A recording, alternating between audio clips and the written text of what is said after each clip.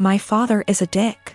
When he got my mother pregnant, he wanted her to quit her job and just stay home to be a good little wife and mother. He is very well off due to a trust fund and he doesn't really need to work. My mother refused and divorced him. Because of a prenup she got very little and he moved back to Europe. His parents never knew about me and my mother had a good profession and I never really wanted for anything. My grandmother and grandfather, her mom and dad were awesome. And I got to spend my summers exploring the wilds of Western Canada with them. My father never paid the child support he should have. Like I said, it did really matter. My mom makes good money and she gave me a great life as a child. I'm getting married. I met the love of my life at university and we have been together for 8 years. He is a wonderful person and he really is my lobster. His family is from the same city as my father and they are a huge rambunctious bunch. Because of a lot of intermingled business and personal relationships, my parental grandparents found out about my impending wedding, and me I suppose. They have been in contact and want to come to Canada to meet me and my fiancé, who I guess is a grandson of an acquaintance of theirs. Small world. When they found out that my father had basically abandoned me to fend for myself in this world, this is honestly how they see it. They were pissed to say the least. It is very funny because we are decidedly upper middle class here. So long story short, they had their lawyer calculate the amount of child support my father should have paid with interest, and the cost of my post-secondary education. They then gave my this as a gift. What I didn't know was that it came out of my father's yearly draw on his trust fund. He is furious because it is obviously a sizable amount and it will very much affect his finances for at least the next 2 years. He may need to, get a job. He has been contacting me and telling me that his current wife and children will be negatively affected if I don't give him back this money. I don't really need it. And I guess I am entitled to it, and I am getting a trust fund now as well. But I really want to pay off any debt my mother may have and make sure that when she retires she can do whatever suits her fancy. I'm not giving it back. My half-siblings will not really be affected. They have trust funds set up already and their tuitions and fees and stuff are covered. My grandparents' family sets these up when a kid is born. One of the reasons my father is upset is because since he didn't bother to tell his parents about me, they did not set this up. They have since taken a good chunk of his trust fund and used it to set mine up. Realistically, the principal being separated 28 years ago would have left him in the exact same position. My mom was working on getting her PhD so she could help kids with a certain condition. That is what he wanted her to walk away from. My grandparents have sent me pictures of my family there. The coolest thing is that my grandfather looks like the granddad from The Parent Trap. My mom never remarried, but she has had a special friend since I was 5. He is amazing and taught me to swear in Colombian Spanish. I had lunch with my mom. Apparently she has no debt. Like at all. I guess she did literally write the book about the treatment for the kids she works with. She does okay for herself. I never really thought about it. We decided that what would be best is to set up a scholarship for people who want to go into her field of study. Since I am now a trustafarian, I can afford to do this. I am however going to book her and her friend a trip for after my wedding. And I am going to go pay off my car. My half-brother has posted about this. He has a slightly different viewpoint than myself. He is not in any way coming after myself or my mother. He is a young man who is disillusioned with his father. I sustained very bad injuries to my face this month. I'm in the stage of healing when the scar tissue has formed, but it's still very tender new skin. I'm going to have very obvious facial scarring for the rest of my life. The injury starts about an inch above my hairline, goes down over my brow so that on part, hair will not grow. It continues down my cheek where it is deepest. I'll always probably have an indentation in the fullest part of my cheek. Then it continues to my jawline. In some ways it's okay. I'm happy it's just cosmetic damage. My friends are super reassuring, telling me how badass and sick it's gonna look. They say I'm still as hot as ever, now a little more sexy and mysterious. But in some ways it really sucks. I know that I'm always gonna be seen first as the girl with a scar.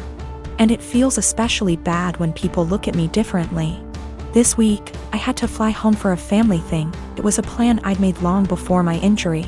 I wasn't really looking forward to the pity or people making a big deal of it. I'd rather it not be acknowledged. I'd also met with my dermatologist who said that I was at the stage of scar tissue formation, that I no longer should be dressing the wounds.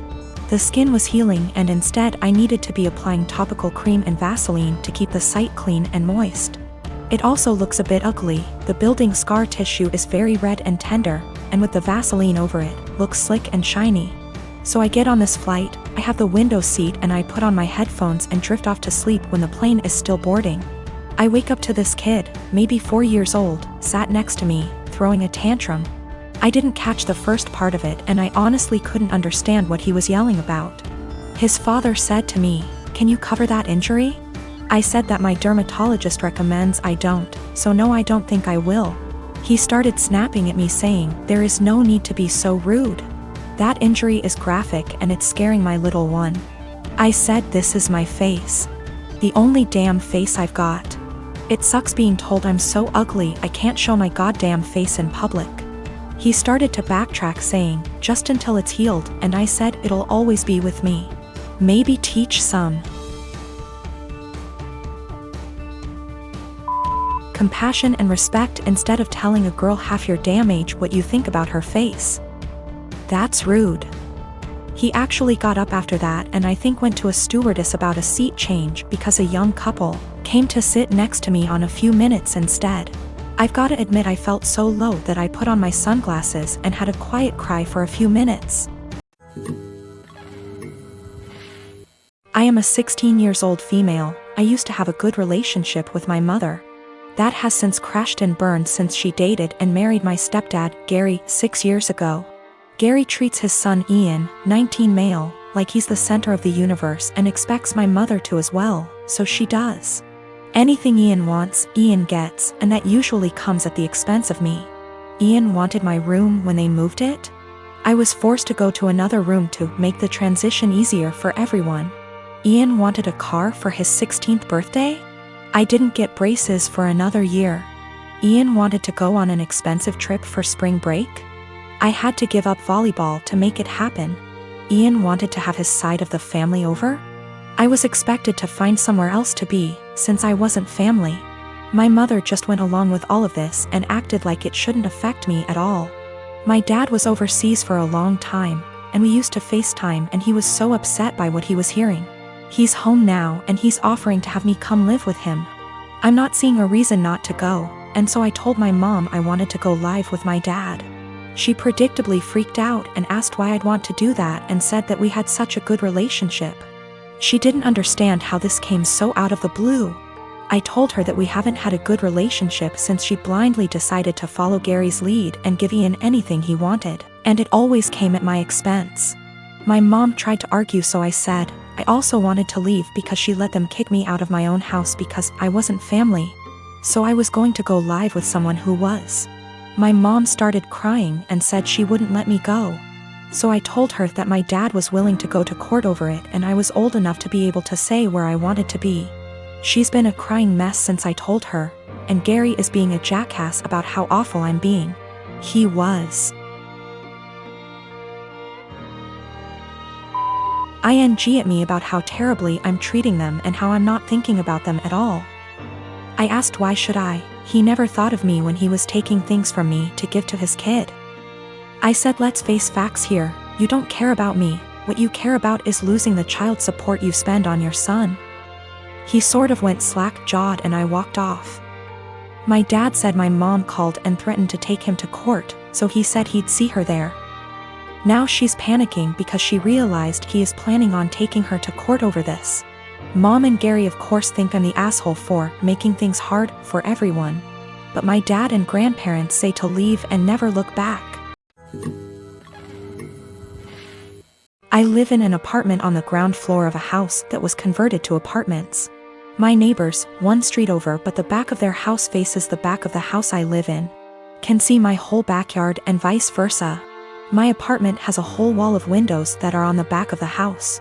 It's gorgeous and is a big reason I picked the place. I love keeping plants and it let in a lot of light. Looking out, there is the neighbor's backyard which is large and comes up close to my place. The property line is maybe 10 or 15 feet from my windows. Once it has gotten to be warm out, I've noticed the husband of the family who owns that house looking into my apartment a lot. Even sometimes I'll look up and see him, look away, then look back minutes later and he's still looking. So I started shutting the shades during the day, but that was kind of annoying. My place is a dark, cramped shoebox without the windows open. And I can't do that for too long because the plants were struggling without light, so I bought these window coverings that make windows into one-way mirrors. During the day when it is light out, my windows look just like mirrors now. From the inside it looks pretty much the same, the windows look tinted slightly darker, but that's it. From the outside you can't see in at all, it looks exactly like mirrors. The section of windows it's applied to is about 8 feet high and 20 feet wide. After a week of the window coverings being up, both of the parents from the neighbor's house came to my door and wanted to talk to me. The wife was complaining about the windows for a lot of reasons. 1. They were ugly too. It was uncomfortable, especially for the teens and their friends, to have a huge mirror adjacent to the swimming pool. It's at a time that they feel insecure about looks and they have lost interest in hanging out by the pool. 3. In the afternoon and evening, it was reflecting a lot of extra sunlight into their backyard. They couldn't enjoy eating dinner on the back porch with the sun in their eyes. I said sorry about the inconvenience, but I wanted it for privacy. They both pushed back on that some, and I said that I needed privacy because of the husband starting. He started denying it in front of his wife, and so I took out my phone where I'd taken pictures and sent it to my group of friends. And showed her a couple pic tires of him gaping at my apartment and the texts from that time. He got mad and said he incidentally looked over, and the 8-foot by 20-foot mirror was a crazy overreaction. I said that I'd like to keep it, and that I was sorry, but frankly this was avoidable. I think they're both mad because they called my landlord, who brushed them off.